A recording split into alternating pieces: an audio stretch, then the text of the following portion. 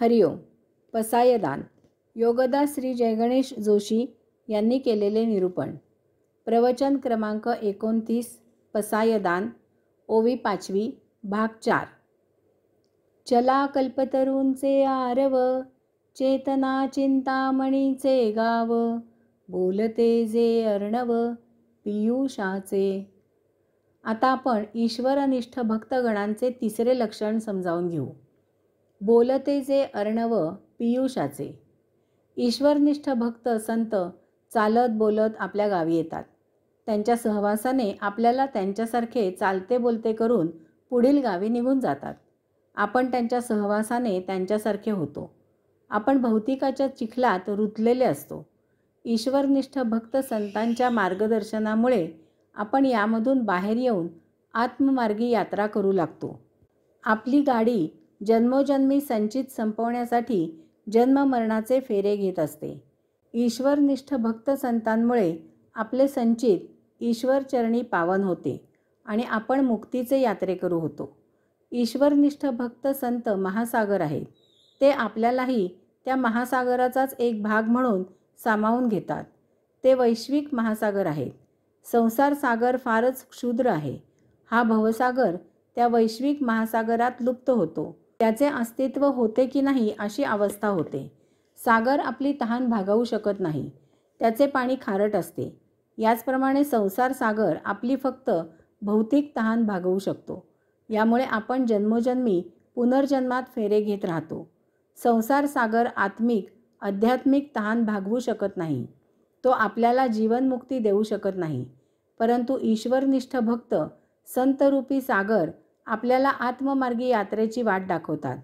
आपल्याला असलेल्या भौतिक उपभोगांच्या क्षुद्र, क्षुल्लक, नगण्य अशा भौतिक कल्पनांमधून ईश्वरनिष्ठ भक्त संत आपल्याला आत्मज्ञानाने बाहेर काढतात आणि परमात्मा प्राप्तीच्या वैश्विक महासागरात संचार करायला शिकवतात. आपण अज्ञानामुळे औषात्म्याकडून मिळत असलेली आत्मऊर्जा अतिनीच श्रेणी असलेल्या भौतिक वस्तुजगताच्या उपभोगांसाठी वापरत असतो.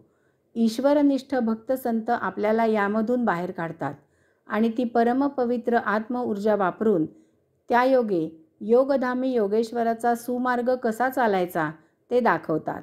आपल्याला नकळत योगधामी पोहोचवतात. या अशा महासागराला श्री ज्ञानेश्वर माऊलींनी पियुषाचा महासागर असे म्हटले आहे. पियुष म्हणजे अमृत. अधिक मृत, मृत न होणारा, मृत्युंजय. मृत्युंजय याचा अर्थ आपण मृत होत नाही हे आपण आता ज्ञानाने जाणतो. आपण देहाच्या आत अंतःकरणात निवास करणारे परमात्म्याचे अंश आहोत. आपण अनादी अनंत आहोत.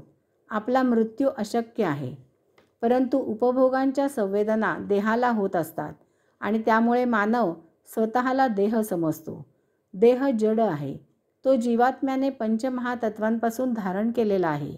त्याला मर्यादित आयुष्य आहे. त्या ठराविक कालावधीनंतर तो कालवश होतो. पुन्हा आपल्या निर्माणात पंचमहातत्वात विलीन होतो. आपण याला देह मृत होतो असे म्हणतो. आपण देह आहोत या गैरसमजुतीमुळे आपण स्वतःला मरणधर्मा, मरण पावणारे असे मानतो. वास्तवात आपण त्या देहात राहणारे आत्मांश आहोत. यामुळे आपण मृत होत नाही. देह मृत होतो आणि त्यामधून आपण बाहेर होतो.